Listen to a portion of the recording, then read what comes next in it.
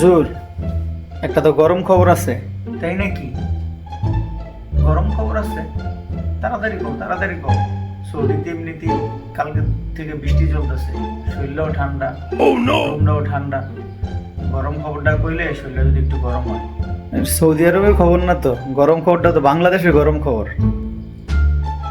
বাংলাদেশের গরম খবর?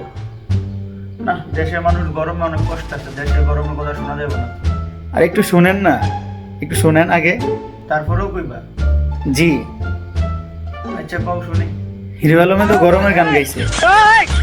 হিরো আলমে গরমের গান গাইছে?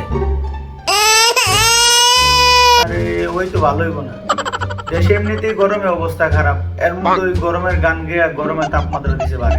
কি আর করা, এখন মানুষ এটা নিয়ে নাচানাচি করবো। মানুষ নাচানাচি করবো এটা তো বড় বিষয় না।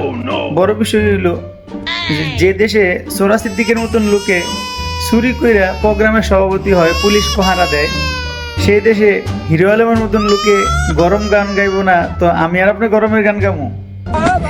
হ্যাঁ